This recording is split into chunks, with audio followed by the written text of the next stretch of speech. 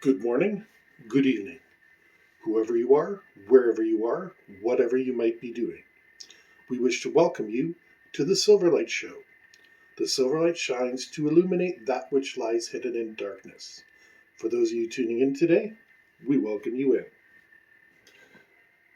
was having some fun last show with the 2012 prophecies. And I thought it would be instructive to look at the year 2000, Y2K. You might remember it. It was a pretty big deal when it happened. It was an age ago in a galaxy far, far away, to quote a familiar movie. But it happened. We were there. We were told that the computers turning over to the next number would have them default to 0 and they would all crash. Now, this was actually true. There's no conspiracy theory there. But companies, nations, everybody got together and spent the money necessary to fix the problem. And that way we wouldn't lose the internet, which at that point was pretty much in its infancy compared to today. Did you know we're about to go back into the same cycle? Oh, yes. You see, the technology used to run the internet has pretty much been lost. It's hidden behind walls of Unix and, I don't think COBOL is involved, but programming languages that are pretty much specialized at the present time. Nobody uses them anymore. The problem is Unix also has a problem. Is it 2036 or 2038? I forget which. Is the last year they programmed into Unix. So, if you're a younger person out there and you're looking for some job direction, get into the 2036, 2038K problem early. And you could write your own ticket to success right now. Even if you're decent at marketing, you'll be making some money. Or we could all lose the internet and go through the same chaos that we feared in 2000.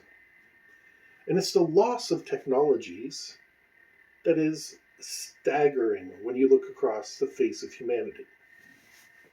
When people talk about lost technologies, they usually like to point to the Great Pyramids. However, it's fairly simple to solve this so-called lost technology if you remove the time factor. The ancient Egyptians tended to put their names on buildings that are finished, just like today, a politician whose project was started 10 years before he got into office, that the present politician goes and signs their name to it. And it becomes their project. And that's why a lot of politicians don't like to approve long-term projects, because their successor might be taking credit for them. In Egypt, it's much the same way. And there is no physical way that it's possible to level the Giza Plateau, because that was the first thing that happened. It had to be made level before the first stone went on it. And then the stones have to be quarried, mined, etc. That's a generational project. Now, you don't need slaves to do this, although time and resources being infinite, you could theoretically find slaves, but we find tombs of the people who worked on the project and the high officials. They have a record of it in their tombs with their grave goods. So, what makes more sense? That they somehow had a miracle technology to move these boulders, to move these, massive, massive carved stone bricks and fit them together seamlessly every 45 minutes? Or we just admit that the pharaohs lied. They took credit for what their ancestors had set up. Maybe lie is too harsh of a word, but they did nothing out of the ordinary that we wouldn't do in the modern day. Let's look at real lost technology. Oh, Easter Island as well. Once they actually asked the locals showed the statues are pretty easy to make and move. But for years, because of absolute arrogance on the part of the archaeologists, they just assumed that those Easter Islanders, there's no way they would have the technology to move those boulders. Heck yeah, just ask them. Let's look at more current things. Ulfbert steel and Damascus steel. Let's just lump them together. These are unique processes which made blades that are much harder and more resistant and could carry an edge better than most of the other steel that was being produced in Europe and in the Muslim world in the 10th to 12th centuries. These weapons were marvels. The process to keep them was guarded so closely that unfortunately the process got lost. Roman concrete. For a society that wrote almost everything down and were very, very proud of their accomplishments, for some reason, the Romans never wrote the recipe for concrete down. And this stuff is amazing. Not only has it lasted for a couple millennia, but you can pour it underwater and it hardens. Today, in 2022, we're still experimenting with getting concrete to harden underwater. Most of our concrete starts breaking up after 20 years, not 2,000 years. So whatever magical, mystery secret the Romans had is lost. Remember, concrete ultimately is just really some crushed limestone, some gravel, and some water in its most basic form. So what mystery element is in there that transforms it and leaves no trace that we can detect? That's a lost technology. Greek fire, which was made by the Byzantines, who were referred to as the Greeks as a pejorative by the Roman and Latin world, because the Greeks were viewed as perfidious, as untrustworthy. They, according to the Latins, they weren't as bad as the Muslims, but at the same token, you couldn't trust either of them. Again, that was the Roman Christian interpretation of it, and not my own. The Orthodox Church today now is basically run out of Russia. Yes, there's Greek Orthodox living around still, but they lost their capital, Constantinople, Istanbul. You know the song, I don't need to repeat it. But they had their Greek fire, which was basically napalm. We know it's not that hard to take a petrochemical, add in a thickening agent, and use that as a kind of napalm. But the differences between our homemade stuff and whatever the Byzantines were using was night and day. And it's well attested to. There's no doubt in the historians' minds this stuff existed. And it must have been quite the wonder weapon for the time period that it existed, roughly between 800 and 1400. But we do know by 1400, when the Byzantines were under siege, they'd lost the secret to making Greek fire. Because the Byzantines, unfortunately or fortunately, pioneered the art of compartmentalized manufacturing. They made sure that, person at factory A, although they didn't truly have factories, persons at workshop A didn't know what workshop B and workshop C were doing. It was all brought together on a supervisor who didn't know what was just told to mix A with B and C in these proportions, and they got their Greek fire. It's a wonderful way to keep your secrets. It's really lousy if the person who knows those secrets passes away and doesn't pass that information on. And interestingly enough, that is the way most modern secret programs are conducted. They break things up into teams. Okay, let's pretend we're going to build a rocket. Okay, Team A, you guys are going to work on the engines. Team B, you're going to work on the fuel pumps. Team C, you're going to work on the fuel storage. Team D, you're going to work on the staging. And Team E, you're going to figure out what we're going to put on top of this thing, whether it's going to be a person in a capsule or a bomb or whatever the heck it's going to be. Now, we've lost technology from that too. It's been remarked many times that it would be impossible to rebuild a Saturn IV rocket today, or a Saturn V. I forget which one the big one was. The one that sent the astronauts to the moon is impossible to recreate today. Why? We have examples of them sitting around collecting dust in museums. We have molecular scanning technology that was beyond science fiction in the 1950s and 1960s when these things were designed. And the Apollo program was actually designed before Gemini. It's just Gemini was the interim for them to take what they learned from Mercury and scale it up so they could apply it to Apollo. But today we can't replicate this thing from so long ago. Makes sense. Because, first of all, the people that were working on it were ex-Nazis, and they probably really severely wanted to compartmentalize them from each other, which is understandable from an intelligence standpoint. They knew that they had Soviet spies, and quite likely the Chinese had a couple people in there too.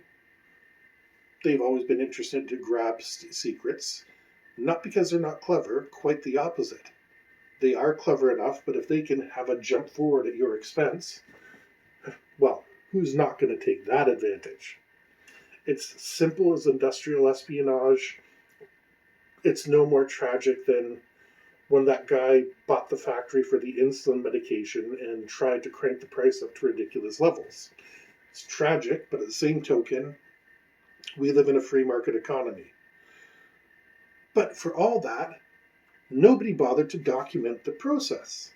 Think about that. In your job, on any given day, you're expected to document your processes. Maybe not as bad as a log, but at the same token, you're expected to be able to say, at 8:55 a.m., I arrived, punched in, got my coffee, talked to Jeanette about whatever. Then at 9 o'clock, I started reading my emails. At 9:03, I picked up the phone. Your process is documented through the day. And you're expected to adhere to standard operating procedures. So that if you take a day off of work, no matter how sensitive the information you're dealing with, there's someone there to carry on. This doesn't hold true in defense programs. It's a very few people that really do have the keys to what's going on. And this is why I brought up the internet earlier. We don't really have everything documented on the internet. It's kind of the modern day secret. We built layer upon layer upon layer. They're already talking about Web 3.0 and whatever that's going to entail.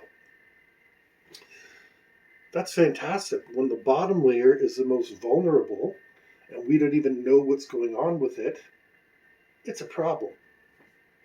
This came to my attention a number of years ago when I was watching a documentary, back when I had TV with a cable. I've cut that cord a long time ago. I was watching a documentary on the New York sewer systems. No, they didn't have any alligators in them. Sorry about that.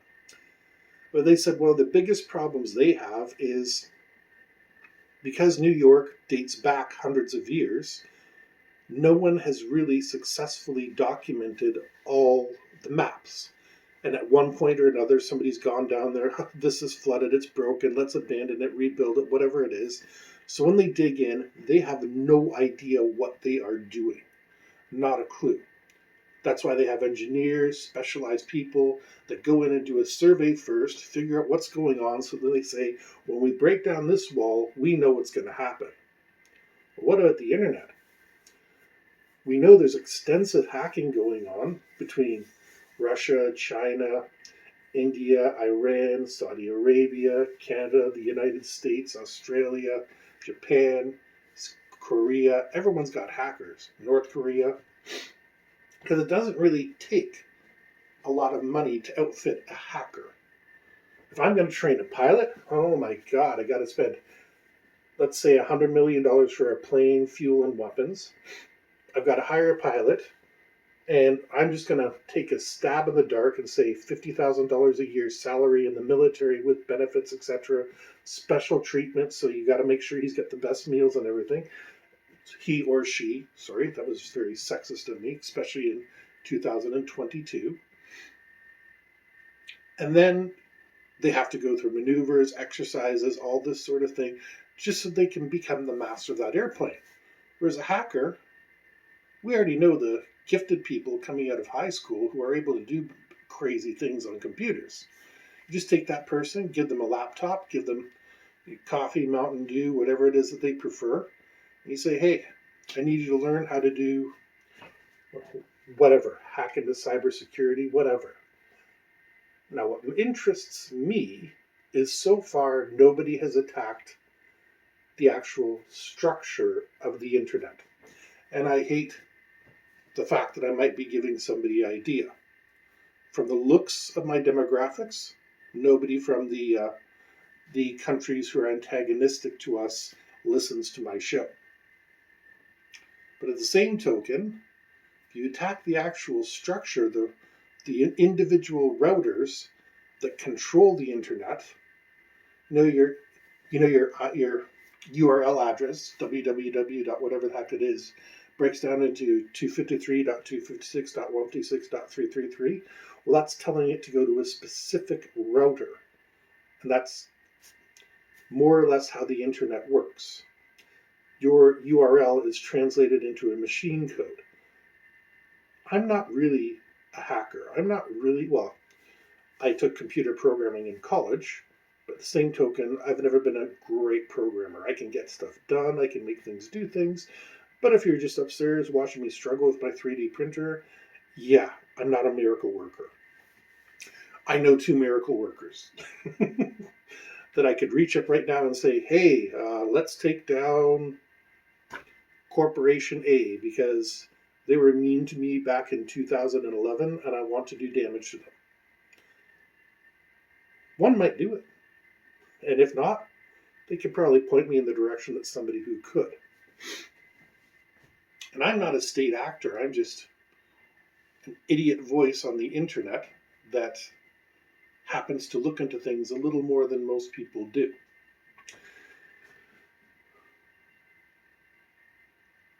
Our electrical grid is apparently constantly being attacked by antagonistic hackers.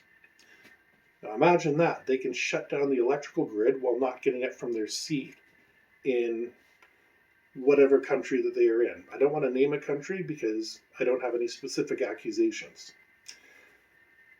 And I just made a whole list of stuff. And you know what? Like I said, there's even some young people who just think it's funny to go in and, delete a password file or, change something around so things don't work the way it is. And then they slip off and go back to playing World of Warcraft or whatever the heck it is, the cool kids do these days.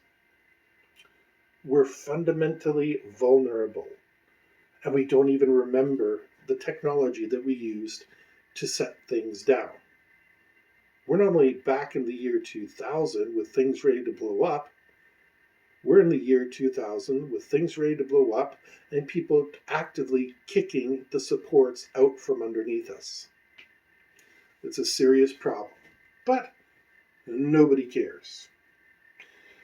So if you're out there and you hear of a major worldwide internet outage, perhaps it is due to a rogue agent of a nation that has motives that are not pure. Or perhaps it's just a couple of script kiddies that clicked the wrong address and took everything out. It's all possible. For those of you that remember back in 2003, it took one power surge to take down pretty much the eastern grid. Now imagine what you could do if you did the exact same thing, except using the internet. Same problem. People without power for a week or more, and everything paralyzed. We didn't escape disaster. We actually found a way to prevent it, and we lost that knowledge. We didn't look ahead to find out the next one coming, and we're not protecting our stuff now. I can't really say I hope you enjoyed this show because I'm hoping to alarm you a little bit with it. But we hope you found the information useful. If you did, please like, share, and subscribe. Don't forget to buy the books listed down in the description. And we hope you have a fantastic day.